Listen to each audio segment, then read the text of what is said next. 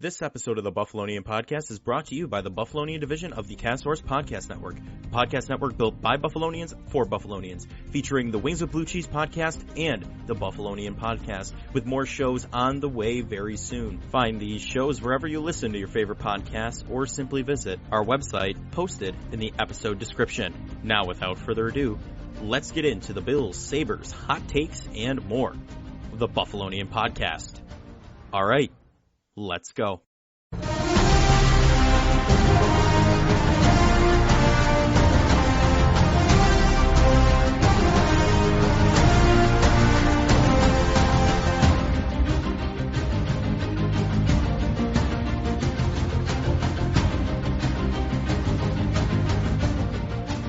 We are back with the Buffalonian Podcast. I'm Joe Cali, and as always, I'm joined by none other than Dom Loss. Dom, we're coming off a hot win, but not as hot as last year's Miami loss, unfortunately, temperature-wise, But we're coming off a hot win against the Dolphins, who put up 70 points last week and were held to 20 this week. So, big win for the Bills there. AFC East rival. It's back, fiery more than ever. I'm excited. I'm not going to get too far into it, though. I'm going to let you go for a minute. What were your overall thoughts, though, before we get into it? It was a weird game. They won by 4 scores, but it never felt. It felt like they were up by 4 scores, but I think just the respect for Miami and their offense, you just felt like the game was never truly out of reach until they stopped playing Tyreek Hill and Jalen Waddle in the fourth quarter a little bit. But listen, I think it's a weird game where if you took away the final score of the game and you looked at the box score, I think a lot of people would say, "Oh, it was closer than it really was." Look at the box score, but then. There's a big penalty differential, obviously, Miami with the 2 turnovers as well. It becomes a situation where Buffalo scored to take a 28-14 lead with about 3 minutes to go in the first half. Miami did not take a snap, an offensive snap, down by less than 14 the rest of the way. I know. 28-14, then it was 31-14. They did score. They failed the 2-point conversion, which is kind of a big, great move. I don't know if we want to talk about that for a second, but that was going for it. That was a huge big. I'll talk about that in 2 seconds. But then obviously the Bills get a field goal. Next time they get the ball, it's 34-20, pick, touchdown, and they scored another touchdown. So Miami was never not down by 14 the entire second half, and 33 minutes of the game, over half the game, Miami was down by 2 scores. So good for the Bills to keep going into halftime. It was like, they're up by 17. Miami gets the ball first. They gave up a touchdown. I was like, oh my gosh, this is going to be like I can't breathe right now. But they kept the pressure on Miami's throats to get jumped on. But I will say the 2-point conversion confused Nance and Romo, confused me at first. But I realized it made sense because if they made the 2-point conversion, they had the expectation that Buffalo was going to score again. And if Buffalo scored to get to 38, if they got the 2-point conversion and got to 22, they were only down by 2 possessions. Right. But if they only kicked the PAT, they would have been down by 17. They would have been down by 3 possessions. Yeah. So usually in situations like that, you don't love to quote-unquote chase points. Right. You're chasing points. But honestly, it was a smart move. It's a smart move. Yeah. It's a smart move. It's a complete confidence, loser to your defense, though. Yeah. Be like, we definitely think they're going to at least score at least one more time. We ain't stopping them the whole second half. Right. Well, that's the story of the game, though, right? The Miami defense was not good. They couldn't stop anything. They couldn't touch anyone with a 10-foot pole. 2 of them were holding Stephon Diggs at one point, 2 defensive backs, and he swings them off for a touchdown. What is happening back there? I get it. He's normally the slot corner. You lose Eli Apple, who's not fantastic anyway. Also a questionable human being, but that's besides the point. I just think the Bills' defense, though, again, Josh Allen, the offense is going to get all the credit for scoring, right? McDermott calling defensive plays is an X factor at this point because they're that much more aggressive. A.J. Epinesa is making splash plays every game. He blocked that pass. He blocked that screen pass. He very well, if he jumped on it a little sooner, could have had another pick 6. They were close to the end zone. Imagine that. A.J. Epinesa showing out the defensive ends, Greg Russo getting back there, Leonard Floyd getting back there. It was pressure. And then Terrell Bernard has another fumble recovery. I mean, it's constant. This defense is putting pressure, making the quarterbacks uncomfortable, disrupting the offensive lines of opposing teams. And yeah, you could be like, oh, the Bills played the Raiders and then the Commanders. The Commanders, though, have a very respectable defensive front. And look at how they played the Eagles. That was close all the way right down to the finish, into overtime. Yeah, I think it goes down to the fact of, we talked about last week how they won by 34 and there's still meat left on the bone. I'm going to say it again, second straight week. The Bills win by 4 touchdowns. I think 3 straight games now they've won by at least 28 plus. It's now tied for the longest streak in NFL history. There's still meat left on the bone. Because if you look at the defense, you had to say, usually you script, an offense probably scripts the first 12 to 15 plays of the game. Like, going into the game, we're going to run these plays, and they probably script a little bit in the halftime. I know there's, like, real ex-players will say that halftime adjustments don't happen, but I think there's got to be a little bit. Yeah. So I would say, like, they gave up 20 points in scripted plays. Because, like, the first 2 drives, you could probably say they were kind of like enough plays where it was scripted, and the drive after halftime was scripted. In the flow of the game, the defense dominated the game, but it's also like they allowed the Raiders to score on a scripted drive to begin the game, opening drive touchdown. The Commanders were moving the ball until they took a couple sacks and threw the interception. So there's still meat left on the bone for the defense to be like, hey, we got to get off to maybe a little bit of a quicker start. And there's also meat on the bone for the defense from the perspective of, hey, like, I know we were talking about Taylor, but, like, he had a drop interception. There was a first drive, ball in the air, should have been intercepted, somehow miraculously falls to Jalen Waddle. There was a fumble that the Bills honestly probably could have got as well when they forced it at the end of the half. So there's a lot more meat left on the bone for this defense as well. And the offense, I mean, there's really not that much meat left on the bone. But, again, they had a punt. They got a field goal drive. But just a phenomenal drive. The offense really only had one real bad drive, and that was right after the fumble for Miami at the end of the first half going, I believe, quote-unquote, they went not 3 and out, but they lost yardage on 3 straight plays. And then had T-Bass bailed them out. With the 53-yard field goal, but was that the doinker? No, the doink was a PAT. That's but right. yeah, I mean, just as you alluded, I think we alluded to a lot in the pregame on Friday, the betting on the Bills of this Bills defense taking away first threes. They really did that effectively, but I just think we touched on it a lot too about this Miami defense is just not very good. No, not at the proper moment. Like, I think they're going to get better because Fangio's scheme is very complex, and they're going to get Jalen Ramsey back. They're going to get Jalen Phillips back, their best pure passers. We talked about how big of a loss that was. Yep. Yeah, when that happened. They couldn't get a stop. They could not get a stop. And also, I just say this before we go into your analysis. I have one more thing to say. Okay. This isn't even the Dom 5.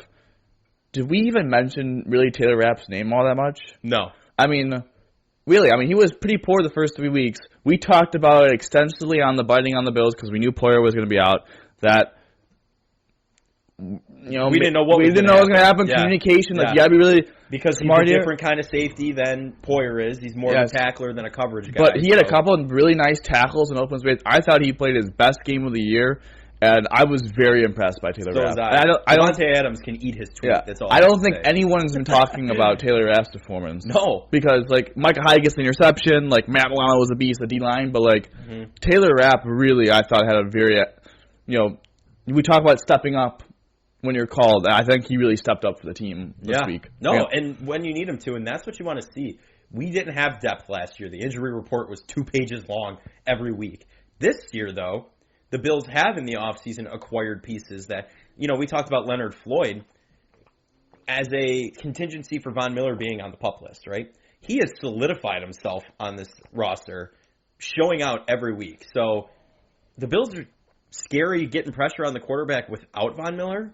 Imagine a healthy Von Miller added to that. Like, I don't know.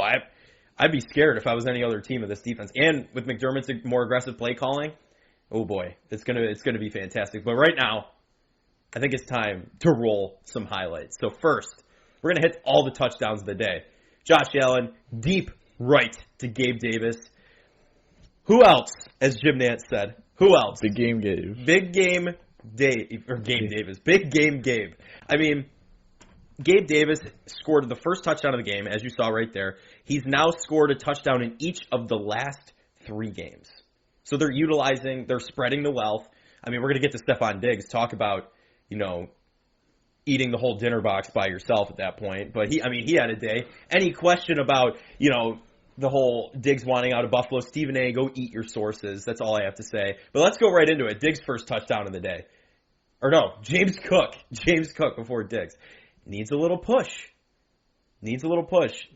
Opposite of the Philly. Allen goes in, gets him over the edge. The refs questioning. This was challenged by McDaniel, was it not? All scoring plays are officially reviewed by the National Football League. Officially reviewed. It was reviewed, not overturned. There was not enough to overturn it. So good on the referees for that. Yeah. It was the running game too. That's a huge, huge upgrade from last season, where now we've got Damian Harris, Latavius Murray, and James Cook. Really, James Cook is exponentially showing out. Latavius Murray breaks away on a huge run yesterday. Absolutely unreal. But, we're seeing not Josh running through the goal line. We're seeing the running backs. So I think it was nice seeing James Cook get a goal line touch. Obviously, they were doing hurry up because of the big Latavius Murray run, so they didn't have time to really swap Murray back in for Cook when they got neither one, so it was good for him to punch in. Talking about the Gavis touchdown real fast, a lot of people question, Deontay Hardy's impact so far through the first couple of weeks. How many times have we seen him go out in that wheel route? Yep. Got the defender to bite. Gabe Davis goes behind him, very similar to what Josh Allen did to Jason Kroom back in 2018. Yeah. Kroom, oh my God. I think that might have been his first career road touchdown pass to Jason Kroom. I got to look into that, but yeah, very similar to that. Good play calling and. Yep, Dorsey, the unsung hero as well, really showing out the past couple weeks, and we'll talk about that in a few minutes here. But now it's Stefon Diggs time. Right here. You don't know what's happening. Allen's rolling out to the right. He's going up. He's getting chased. Boom. Diggs right into the end zone.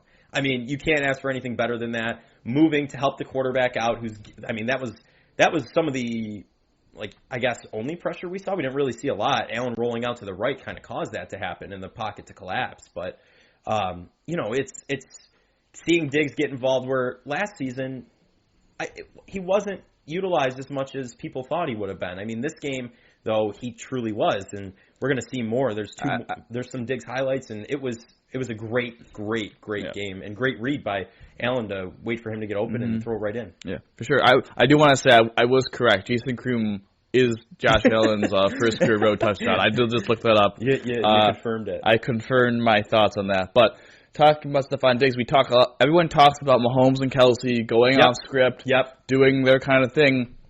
What just happened right there? Diggs and Allen ad-libbed that play, touchdown. So it was cool. It was a cool moment. You can't sit there and say that one is not like the other because they're both very similar. We're going to stay with Stefon Diggs here. Touchdown number 2 for him on the day. Deep ball. This is the disgusting play by Diggs, okay? 1 tackler. Nope, can't get him down. There's a flag anyway. Can't get him down. 2. Nope. He breaks away. Running down the field. Dawson Knox laying on that last little block, as you're going to see here. Push him away. Into the end zone. Arms spread wide. What a play by Diggs. Not giving up, not going down. Just absolutely dragging a defensive back. It was absolutely unreal. But, we did talk about it. That is not the normal cornerback right there. He's the slot corner normally. Kahu, I think his name is. Yeah, but he's played a lot outside because of the Ramsey injury. But, again, good job by Dorsey to motion Diggs across the formation to get the one-on-one. And it was a little nerve-wracking because you didn't know if the flag was offensive pass interference or whatever it was. What was going on, yeah. But so it took a minute to celebrate till they said I believe it was legal contact or holding. But, yeah, a great play by Diggs to, fight through the extra yards and then break through for the touchdown. Yeah, they had the Dorsey cam on after that play. I remember that where he's getting all excited up there. They had to have that for Miami, I had a feeling. But, all right, Diggs' 3rd touchdown of the day.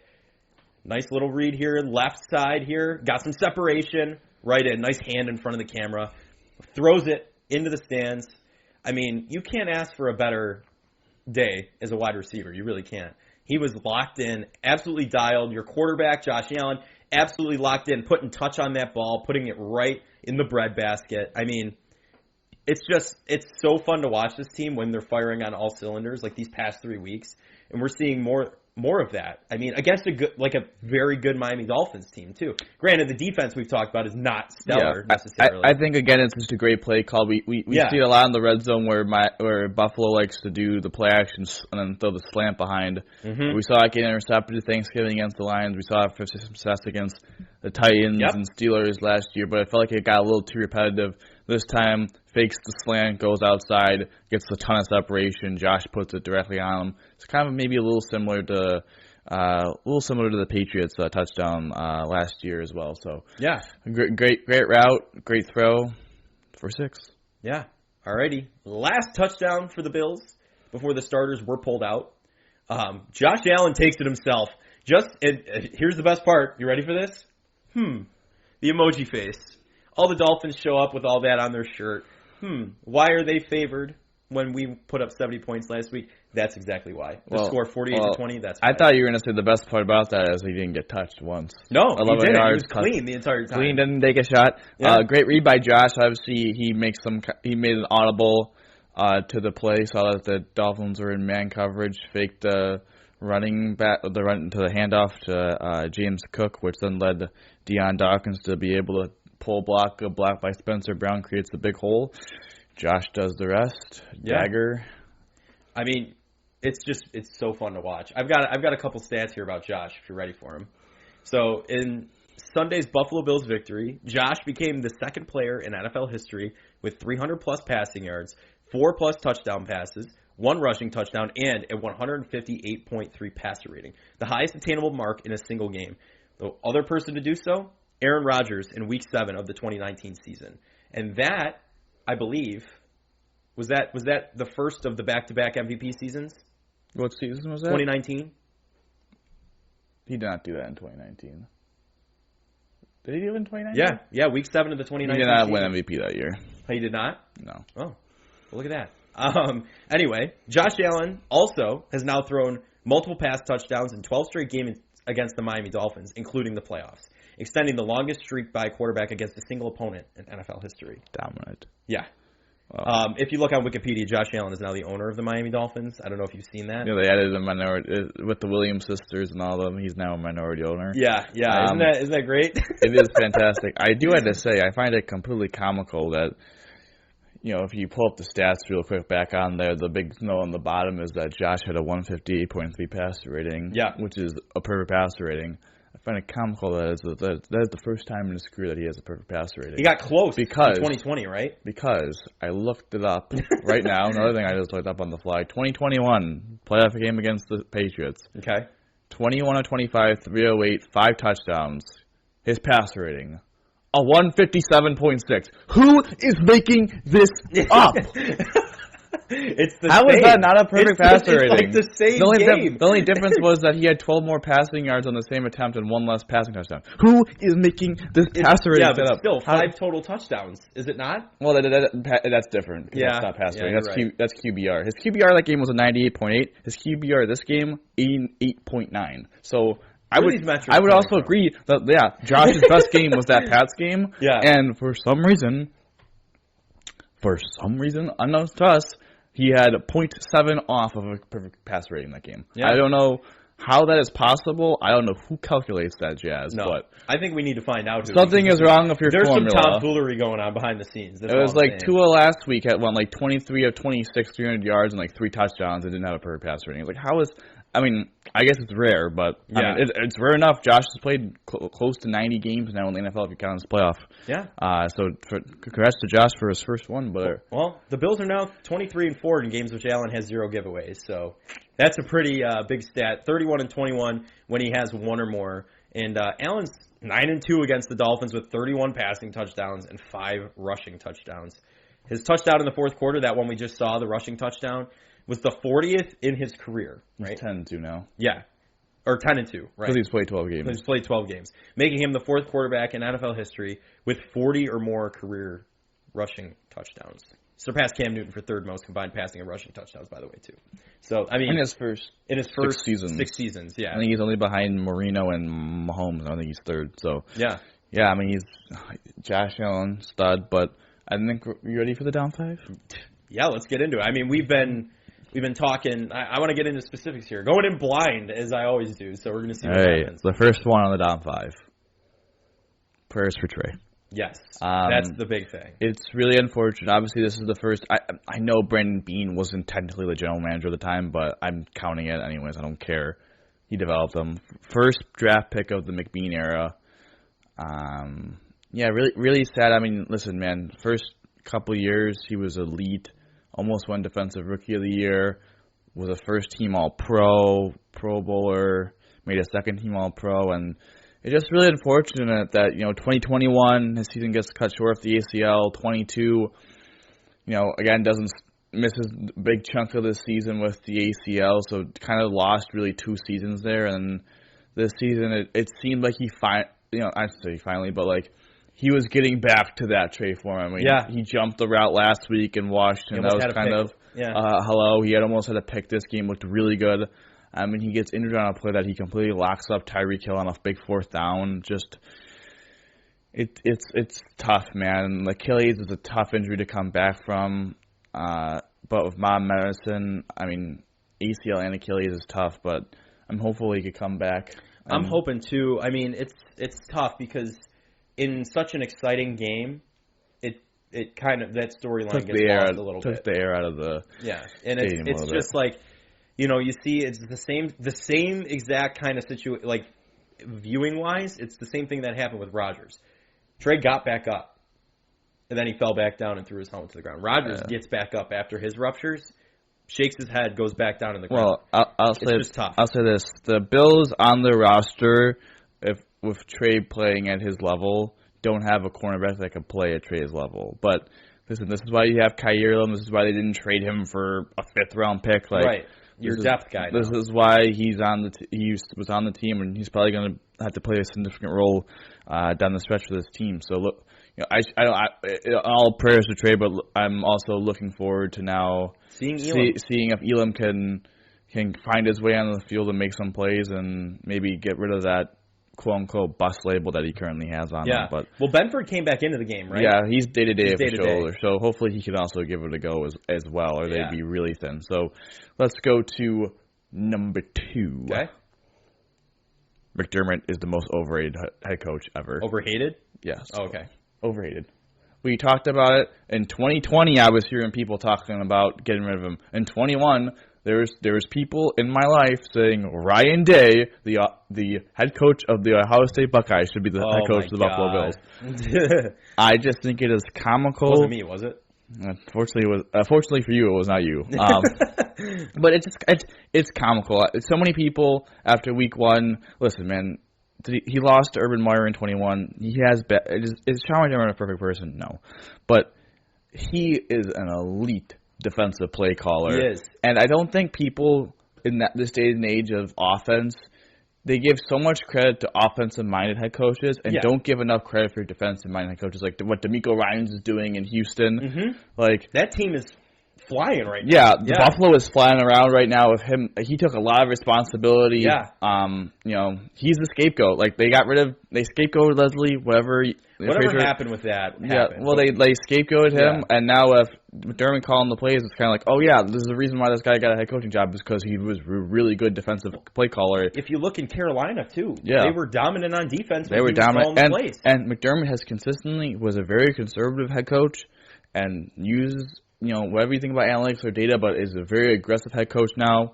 Mm-hmm. He's able to develop players. I mean, we see Terrell Bernard, he's very good at developing players. He's good with defensive backs. He's a wizard with them. Yeah. And that's really exciting to watch. So he lets the offense be really aggressive. So I think a lot of credit has to go out to Sean McDermott. He's easily one of the guys that everyone trashes on a lot. I feel like he's the number one person that really gets trashed on after losses. And unfortunately, when you're the head coach, it falls on you. But I mean, and a lot of people want to bring up Andy Reid in Philadelphia, but they replaced him, got Doug Peterson, won Super Bowl, and Doug Peterson got replaced in 2 years after that. So I think we're a little different than Philadelphia and their fans. I hope so. Yeah, well, the whole thing with McDermott is at the beginning, more conservative. Okay. He's if you're watching this team play defensively, he's aggressive. I mean, it also head coaching wise, anything on the opponent's side of the field past the 50-yard line, and in reasonable, like 4th and 5 or 4th and 3, that's 4-down territory for him. Like, he's not afraid to stay out, keep the offense out there.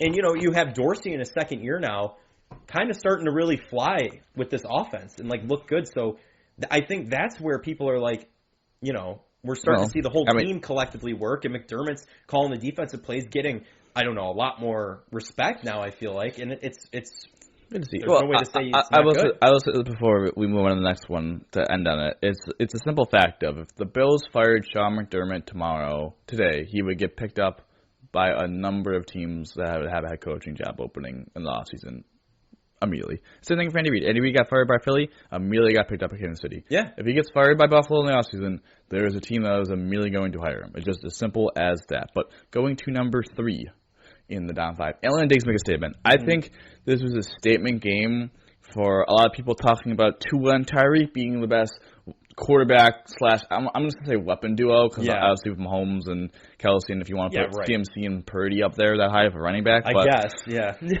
I think Allen and Diggs make a statement that they're the top quarterback / weapon duo in the NFL at the proper moment. No question. Because Kelsey missed a game, has played solid, obviously with Mahomes. I don't think Purdy's up on the level to challenge them. Tyreek and Tua are right there. Jamar and Burrow seem to be having some marital issues. Yeah. I'm open. Could there be an annulment in the future is the question. Yeah, so coming in? I don't know. They may potentially be luring up there, but I'm not going to roast them too bad because it's the same crap that they were dealing with Diggs and all that. Sometimes the wide receivers, Kirk and Jay Jetta, there's a lot of good quarterback / top weapon duos, but I think Allen and Diggs have the body to work, and this season, other than really Tua and Tyreek, and maybe Purdy and CMC, but I don't want to put Purdy there, or Purdy, they're top. That's like Purdy is in the system. That's Shanahan's system. You know what I mean? The reason he's excelling so much is because that system is genius. You have the weapons around you, right? You've got Debo, Ayuk, CMC, Kittle, right? You've got the weapons around you, and any decent quarterback can fit in there and play well. Yeah, that's why Garoppolo was very. Got to give credit to him though. He's still playing. Right, he's exactly. Still playing at a high level. For being Mr. Irrelevant, that's a crazy story, and I'm all for it. I hope they're the NFC representative in the Super Bowl. They're my pick. I would love that. Mm-hmm. But you make a good point here. Tyreek and Tua are up there. There's no question about that. But Diggs and Allen, you saw that one touchdown, the unscripted, right? Even Collinsworth would, if that was Mahomes and Kelsey, be like, "Oh my God, there's nothing better than that in the NFL." Like last night, Mahomes, or two nights ago, Mahomes threw that pick, and he's like, "There's not many people who could do that," or something like that. I was like, "We're still doing this," but anyway, I just think Allen and Diggs are they're underrated because of the quote unquote drama in the offseason, which seems to be non-existent. Teams are going to go through growing pains. You know what I mean? You just let it go. They still clearly know each other inside and out. Diggs to move to where Allen needed to throw that ball on that play, that's the connection you have there. And those two are the best example of that, aside from Hill and Tua and Kelsey and Mahomes. Yes, for sure. So and the best option this season is built. I think the best option with the plus body of work is Allen and Diggs. Yeah. But going to number 4. The defense makes the case for being the best in the Fantasy Football League. Whoa. National Football League. Obviously, San Fran and the Cowboys have elite defenses. The Cowboys obviously had maybe the most dominant performance, but I think the Bills' body of work, the Jets didn't really get anything going. The Raiders, nothing. The Commanders got really shut down, and the Commanders have looked pretty good in 3 of the 4 games that they've played. Yep. Offensively, and then obviously Tim Howell had a day against the Eagles. And then obviously they played the number 1 offense in the league. The team that just dropped 70 points and held them to 20, and could have had some more turnovers there and there. I think the one thing that is holding the Bills back from being the number 1 defense in the NFL, from I think people's opinions, is they are allowing 6.3 yards per rush. And you look at that stat at base value and be like, wow, that is really bad. Yeah. But I think the problem that lies with that stat is for the Bills is that they had to stop giving up explosive runs. You see the Breece Hall run. You see it with Breece Hall with the 84-yard run. They gave a big run on the end around I think 34 yards on the opening drive against the Raiders. You see if Howell and Robinson had 2 pretty big runs for Washington. Obviously, the A-Chain run, I think that was a 58-yard run. So, yeah. obviously, if you take those out, it's lower. I was like, yes, but the point still remains. For the Bills to be considered the number 1 defense in the NFL, they had to stop giving up those big runs, and it comes with tackling, and they are kind of a little bit gettable sometimes occasionally on the pitch play, on the outside numbers. Yeah, outside runs. Yeah, I think sometimes the corners get blocked by the wide receivers, and it's bizarre from that perspective. But I think it's for the Bills to be the number 1 defense, they got to get rid of those. But I mean, man, takeaways, sacks, pressures, getting off the field on third down, getting big time stops against not terrible offenses, to be honest. I mean, Washington, I think, is going to be in the top half of the league, and obviously Miami is going to be the number 1 offense in the league, in my opinion, by the end of the year. And then the Jets are a bad offense, and I think the Raiders are a definition of a mid offense. But the Raiders still had weapons. So, yeah, really impressed by the Bills' defense. Obviously, again, more meat on the bone to pick with them, but they definitely did make a statement this weekend. Number 5, maybe more of a negative. I mean, I would say negative, but like just kind of an interesting thing would be with Khalil Shakir. His experiment expired.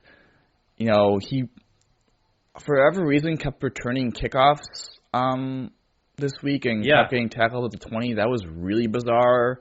Obviously, he gets kind of the big drop on the field goal drive I was talking about, the one really poor offensive drive.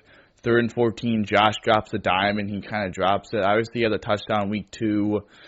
Right, and that's it. Had a nice catch on 3rd down against Washington. Mm-hmm. I don't think it's a situation where it's like, okay, they have to cut him and put up Andy Isabella, because if you look at it after this year, it's only Diggs, Shakir, Shorter, and Deontay Hardy. I think Sherfield's on a 1-year contract. I know Davis is the free agent. They're the only 4 guys that are under contract. So, and he has another 2 years at pretty cheap for being a 5th-round pick. Right. So I think the value of him is still there. It just is like, is it possible to put Andy, is there a spot on the 53-man for Andy Isabella and then Khalil Shakir becomes a healthy scratch? I don't know. I think there's a discussion that has to happen because... Yeah, because Isabella kind of showed out in preseason. Or is it a situation where they just make Deontay Hardy the kickoff returner and the punt returner have him take both roles up? I don't know. It's interesting. He's having a hard time getting on the field, Shakir, offensively, and then special teams not really making a fantastic impact in the return game. It's still only 4 weeks in the year, but I think he's been a pretty heavily I've been very disappointed in him, and obviously when he gets the big opportunity, is it the easiest catch in the world? No, but is it a catch that you need to have happen in the NFL? Absolutely. Right, you're not seeing what you want to see out of him, unfortunately. You're not seeing the playing time. You're not seeing the big plays. He dropped the one, like you mentioned, right in the breadbasket from Josh Allen. So, yeah, I don't know. I feel like we're nearing the point where we call this we're nearing the point in the scientific method where the experiment's a no-go anymore. You know what I mean? Like, I think the contract value is the reason why I think, and he's still solid enough as a wide receiver 5. It's just like his floor of being a wide receiver 5 is good enough for like the contract of how cheap he's going to be, and especially when they're going to be cap strapped. But like, it would be nice if we could get a jump from him, because the next year he could have a bigger role in the offense if we lose Gabe Davis, and like maybe he could take that step. But I mean, I'm just we're quarter of the way through the year, but at this point, I didn't get a great training camp either or preseason, so definitely not great from Khalil Shakir. But that is the Dom 5. I guess wrapping up final thoughts before we a little bit talk about what happened to the Patriots, Cowboys, and Jets, Chiefs. It's just it's a big win. No team is undefeated anymore in the AFC. Nope. I don't believe the Bills are. I think the Bills, I don't know if they're the 1 seed, but they're listed at the top, but it might be a tie. Tiebreaker or whatever. But let's put it this way. They're 3-1. They're tied for the best record in the AFC. They're obviously the number 1 team in the AFC East now because they have the tiebreaker over the Dolphins. As you can see by the screen, just defensively, they're the best defensive team in the division. And offensively, they're kind of right there with the Dolphins, which is kind of a shock-ish. But yeah, the last 3 weeks, they definitely, I believe, have been the best team in football. Really impressed by them. The Dolphins are still a really good team.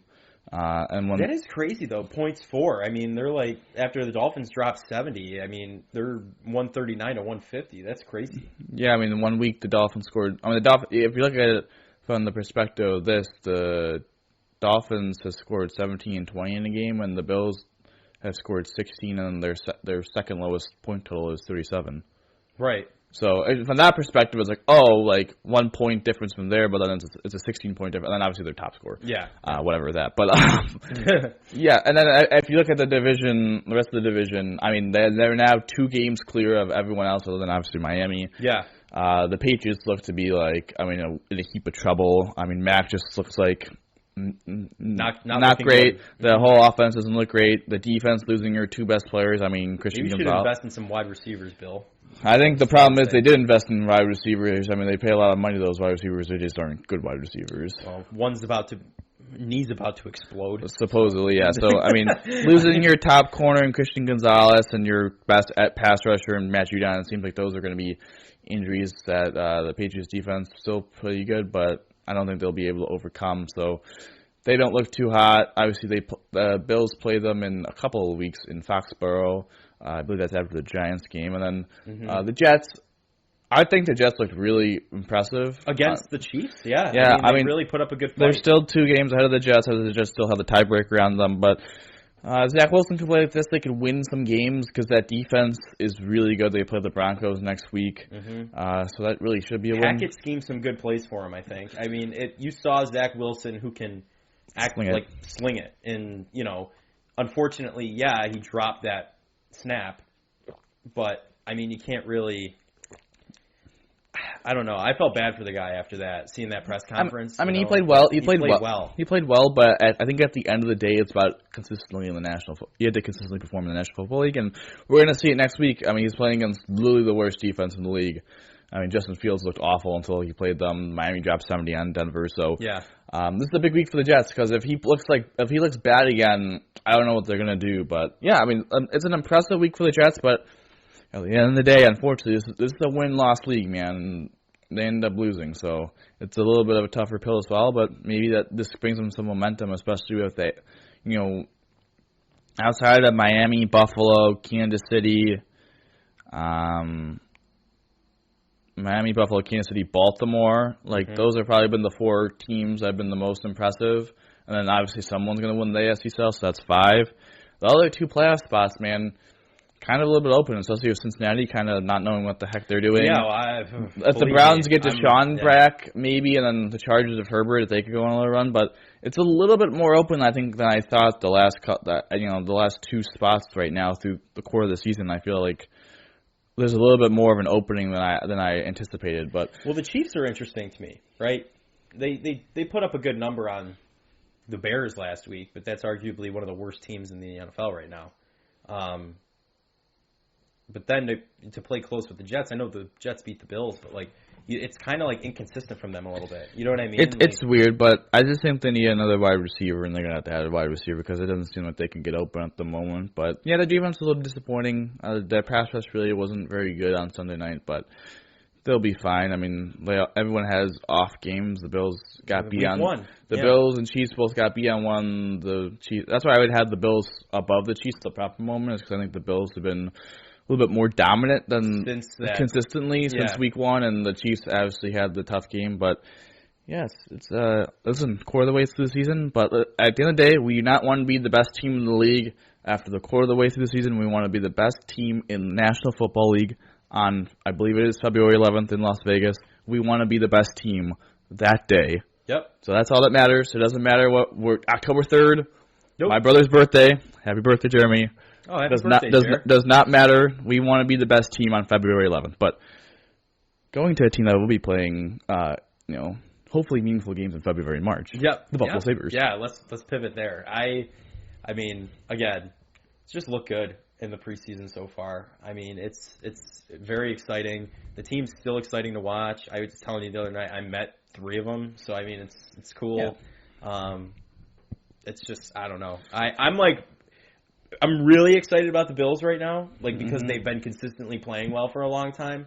But the Sabres, I'm just ecstatic. 9 days away from the opener. So I think with the Sabres, it comes down to on your roster, you have 23 slots. Yep. You know, four lines of 3, 12, 3 D pairs, 18, usually 2 goalies, so that's 20. So usually you have 3 people not playing. And it comes to the debate of what are the Bills? I do this every week, Dominic. Yeah. I gotta have a mental note. Going. But the Sabres have 3 open spots, and it looks like they're gonna keep 3 goalies. In my opinion, if they do not keep 3 goalies, they should trade UPL. Because I think Comrie looked better against Pittsburgh than UPL did against the Maple Leafs. You see Tampa, their rival, out 8 to 10 weeks for Andrei Vasilevsky. They're going to play Jonas Johansson for 2 months. I don't think that's a good solution, but I don't know if you really want to help your rival and potentially you're competing against in the playoffs. But yeah, I don't know about that. But I think there's maybe a market for UPL to trade. I just think it's time to give up on him, unfortunately. But you think? Yeah. So that's one That's one team. I think what's going to happen with the 3 open spots is this. I truly believe this. I believe there's going to be 1 forward, 1 defense, and 1 goalie. I think they're going to keep the 3 goalies. I just truly believe that. I think they operated like that last season. I don't see them differentiating. So they're not going to keep 2 forwards and no extra D. They're not going to keep. I think it's going to be 1-1. So if you look up on the situation is this: their top 6 if you look at the defensemen, their top 6 is set pretty much. Yep. Dahlin, Samuelson, Power, Connor Clifton, Eric Johnson, and Henry Okiharu. Even if you don't like Henry Okiharu, he's in there. Whatever, he's going to be in there. Yep. You got to be realistic.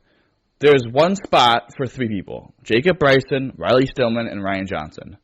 My opinion is this: Ryan Johnson was really impressive. He has been, but I think he really struggled against Columbus. And is it more beneficial for him to be the 7th defenseman or a top pair in the AHL? I would lean towards top pair in the AHL. Yeah. So then top pair minutes in a lesser league. Yes. That's what I would say. Yes. So we could grow, and then maybe when injuries hit, because unfortunately they're going to hit, you put them up. Yep. So at least the 2 people. It's a 2-man race in my opinion for 7, because it would be different if 6 was available than Ryan Johnson would be in it. Mm-hmm.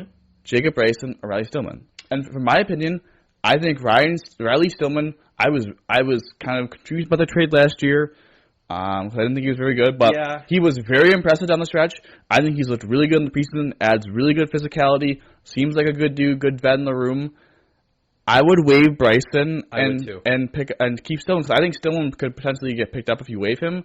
I don't know how many people would be wanting Jacob Bryson on their team, and if he gets picked up and claimed. Right. Well, the thing is, even if I didn't know who the other option was, Jacob Bryson needs to just be gone. Well, I mean, it's not that far. I mean, not that far, but last season, it was just it wasn't impressive at all. You know what I'm saying? There were you don't want to just get rid of him because you want depth, but if they're going to keep 7 D-men, you gotta be able to make a sacrifice. Yeah, I think he's the one to get sacrificed. So then, with the Sabres, with Jack Quinn being out, have 11 starting forwards. You have Alex Tuck, Tage Thompson, Jeff Skinner. You have Dylan Cousins, J.J. Peterka, Victor Olsen, that's 6. You then have Mitz, Krebs, Yost. Mm-hmm. Actually, I'm sorry, you have 12. My bad, I miscounted. Mm-hmm. Greenway, Oposo, Girgensons. You have 12. Mm-hmm.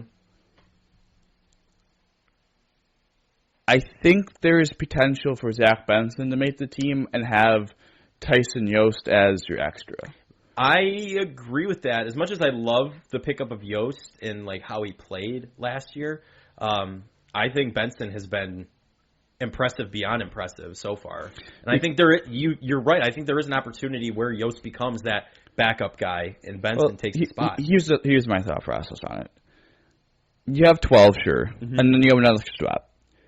I think Rosine and Kulik have, I'm not saying underwhelmed, but I just haven't seen they're ready to play right now in the NHL. Yeah. I think they could use a little bit more marinating in the AHL. And when injury, again, kind of Ryan Johnson, when injuries hit, I trust them to call up, but they're not, sitting in the 13th box doesn't really do a lot for me. No. Brandon Byro and Lucas Ruzak, I just think are guys that you can, Ruzak definitely, because I think Byro's outplayed him.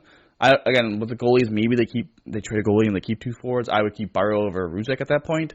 But for me, I would start Benson in the NHL. I think Matt Savoy may go on IR, so they might keep him around. I don't fully. He's kind of I just don't know what they're doing. But with Benson, had the big goal, game-winning goal against Columbus, having power play time. I mean, listen, I think the best case scenario is that he plays 9 games and gets that experience and goes back to juniors and has a dominant juniors year. Yep. And you look at it from this perspective. I think if Zach Benson's on the team, it's going to be Skinner, Thompson, Benson, your top line. It allows you to drop Alex Tuch because you don't have Jack Quinn, who's a top 6 forward on your team. You technically kind of add quote unquote a top 6 forward in Benson. Yep. But I think you can play with those guys. You're allowed to drop Tuch down and help balance out the lines. Maybe put him with Middlestat because he looked really good, and then you have Cousins and Paterka. Yep. That's 3 lines. And then Middlestat and Tuch also played well together. That's how you have your defensive line as well as Gergensen's Krebs, Oposo. So that's how you get the 4 lines. I think that adds depth to your roster. Mm-hmm. And then when 9 games come up, all right, then you have Yost, or you have, if Kulik or Rosine's playing really well, you put them in that spot. Mm-hmm. Because what you buy is you buy yourself time. Like, taking 9 games from Zach Benson, all right, well, if you're going to say, okay, Jack Quinn's going to miss 41 games. Say he misses half the year. Yeah. If I can put Zach Benson in for the first 9 games, I then take out 2 weeks' worth of games, I already have a replacement for Jack Quinn. Right, yeah, exactly. It buys myself time to get Jack Quinn back in the lineup. Now, I don't know if you could do this, so I'm going to be honest, this could be wrong, but I don't know if you IR Matt Savoy, and then when Benson comes back, if you activate him, I don't know if you could also get 9 games out of Matt Savoy.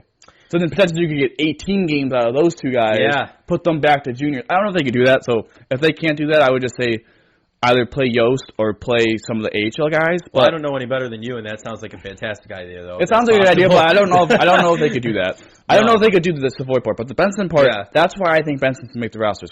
One, I talked about this at nauseum when we first started the podcast. Yep. About how I thought that Jack Quinn and JJ Paterka, when they were all the way back in the AHL, should be getting a roster spot over Vinny Hunter-Strauss in the starting lineup because they earned it. Yeah, I believe that's where Zach Benson has earned it. They gotta stop doing this hierarchy. He's earned it to have the moment of playing his 9 games, and then you don't even have to burn the ELC. Just put him back to juniors. I don't know if you could do the same thing with Savoy, but then, heck, if Kulik gets hot in the first couple weeks in the AHL or Rosine, put them in this spot. Yeah. And have them play on the top line. Give them a shot. You need to start rewarding your prospects for playing well. You reward them for playing well, and then you also, the most important thing for the Zach Benson thing is, yes, you're helping, 2 things. You're helping Zach Benson's development, and you are also buying time to get Jack Quinn, a top 6 forward on your roster, back on, get healthy. Right. For the stretch run. While also creating depth, because that was the biggest problem last year was once we got past the second line or third line, we had some serious problems. Like we could not play. Vegas, though, is the standard, right? That's what you want to be. Their 4 lines could play with any line of any other team, right? Easy. Mm-hmm. Sabres did not have that. Once you got down to the 4th line last year, you could tell, we are dealing with the 4th line. You've got Okposo out there skating at the quote-unquote speed of light, you know? So not working. Also, it was cool to see them at the Bills game. Yes. I know we don't. They all looked. Did you see the meme where it's like they look like the kids from St. Joe's or a hockey team? I thought it was funny when they were all of them being fist bumped and Josh bro hugged Alex Tuch, and you could see Matthias Samuelsson to the right kind of like say something to Tage Thompson jokingly when he bro hugged Tage as well. Yeah, I thought that was funny, but. Not a lot to talk about. Obviously, not as much to talk about compared to the Bills, so a little light in the Sabres, but they were solid. There are a couple of preseason games. Yeah. They have 2 more tomorrow in Columbus, and then they host Pittsburgh on Friday, and that's it until the home opener against the Rangers on October 12th. So next pod, I shouldn't say next pod because betting on the Bills is Friday, but next Tuesday, the 10th. Heck, I mean, the preseason will be over with, and we'll see if they listen to any of my ideas and what you think is a good idea. They're fond listeners of the Buffalonian podcast. Yeah, so we'll see if they listen to anything about there. Also, I did just want to throw out there, we were talking about Trevor Zegras last week. Yeah, the Ducks did sign him. Yeah, but also the producer and I, Mike, are going to a Sabres luncheon with some of the players on Monday. So I think we be expecting interviews? I think we're going to need a little bit of a bigger I think we're going to need a little bit bigger gap for the Sabres next time, more time allotted, because could have some cool stories there. And obviously with the preseason coming in, we'll know the roster construction. I believe that we'll know the roster construction by next Tuesday. But yeah, go Sabres, and are we ready to move on to our last little bit here? I think so, yeah. I'm just, go Sabres. It's exciting. The season's coming up quick, and they're going to the playoffs. We're also, one more thing popped in my head. We'll also have some award predictions next week. Team predictions for the Sabres as well. So we're going to talk a lot Sabres next week. So maybe a little bit of a longer pod. I don't know how we're gonna do that, but we'll figure it out. But with that being said, we do want to briefly talk for the next 5-10-ish minutes. Quick fantasy football update. Yeah. So obviously we like giving you the updates in the punishment league that we're doing together because I think it's pretty funny. Yeah, it's funny how I'm cursed. Yeah. Unfortunately, this week I had the great honor of playing Joe. Mm-hmm. I should say unfortunately. Fortunately, I like playing. Unfortunately for me. Unfortunately for Joe, Joe had the 4th highest score of the week, and unfortunately he played the dude who's ranked currently number 1. So who had the number 1 highest score of the week and lost 189 to 117. I just can't catch a break. 4th highest score of the week, could have beaten the majority of the league. Unfortunately, go to 0-4. Yeah, I go to 3-1. Now I had the tiebreaker because I had the most points for. Listen though, 0-4, not the worst spot to be in. It's all about not coming dead last. So hey, there's another 0-4 team. You're number 1 waiver again.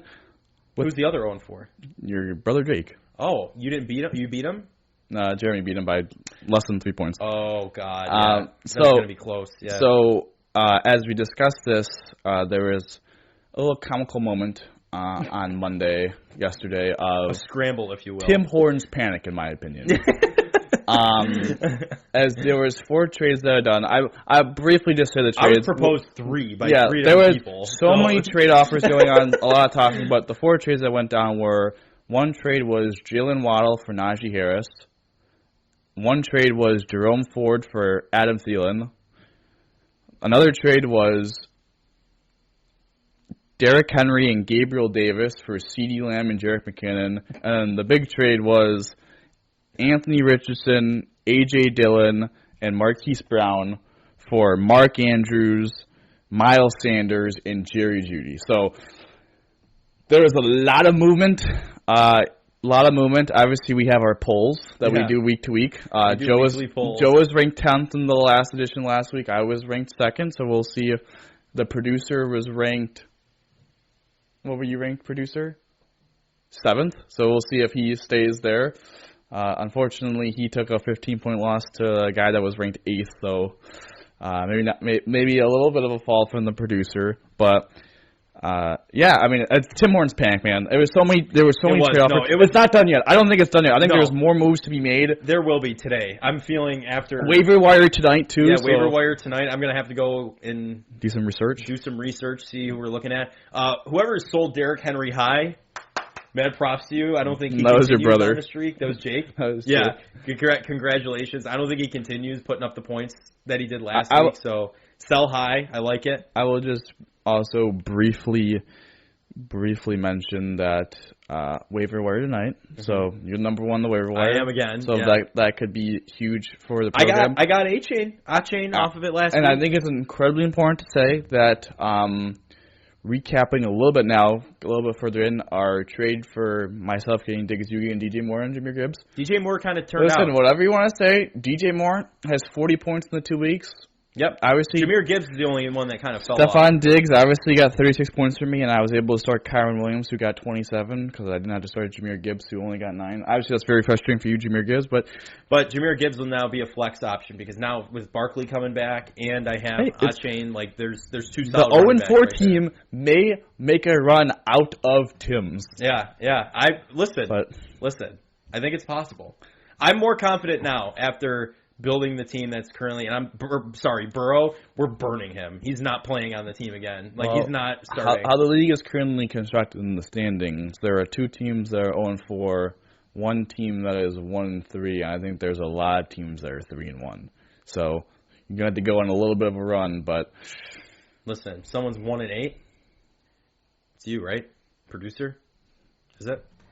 Just got to run past him. That's all I got to do. You got to run past your brother. Yeah, I mean, he might start playing well. I have no idea. He's going to get Cooper Kupp back? I don't know. Yeah, this could be interesting. It's going to... listen, one of those 3-1 teams could absolutely just poop the bed. We have no idea, Well, yeah. I have Josh Allen, might not last very long. We have no idea. You know what is funny? I think you are 0. Well, I know you're 0-4, and Jeremy is 3-1. I'm pretty sure you guys. He could I'm pretty fall. sure. I'm gonna look at this right now. now. I'm 95% sure you guys are like a point off from having the same amount of points to score this season. So that's one person I'm confident could fall. Like I have confidence in that.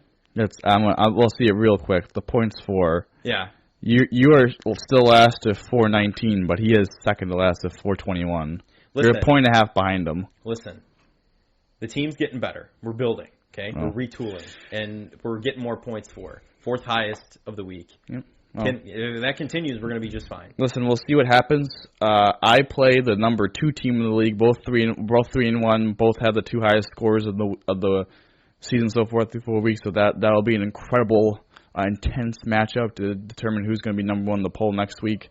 Mm-hmm. I'm projected at the proper moment to lose 132.8 to 132.7, so literally a 0.1 off, which is kind of wild to say. And then Joe, just for reference, you're playing Patrick, who has Josh Allen. You had to set your lineup and stuff because there's some stuff going on, but we'll see what happens there. And then the producer is playing a team, and he's projected to lose by 20 points. Oh, boy. So it could be 1-9 next week. Could be tied. 1-4. Where are you getting 9 from? Oh, yeah. What am I thinking? 1-8. Why was I thinking that? 1-4. But I think that does it for the fantasy part of the pod. Yeah. We'll keep keep doing these updates. Like we said, next season we want to do a big Buffalonian league. So if you're listening out there and enjoy fantasy football, let us know on the social medias. Listen, the social media stuff works. I drive an old Jeep Wrangler. I have the podcast logo on my tire cover. I got a DM the other day, okay? And it was like, do you see this red SUV? I'm right behind you. Do you see this red SUV driving all over the road in front of us? I didn't see it that day, of course, but I responded back, this is absolutely wild. Yes, I do remember that SUV. It was all over the road, by the way. Disrespectful for them to call you an SUV, though. No, SUV. There's an SUV ahead of me that was driving all over the road. Oh, they were behind me. I thought that they found the podcast account. By no, I understand now. I thought they were calling your car the SUV. No. There was a crazy SUV right. in front. I understand now. My bad. My bad, listener. The social media works. Just reach out, and then we'll figure it out. But that's going to do it for this edition of the Buffalonian Podcast. I'm Joe Cali. As always, I'm joined by Dom Loss. Thank you to our producer, Michael Loss, Mooch, as he's commonly known. What do you want to go by exactly? Mooch? All right. Producer Mooch. Thank you for everything you've done. And we'll talk to you on Friday, betting on the Bills. Dom, how do you always end these? Go Bills, baby. Go Bills.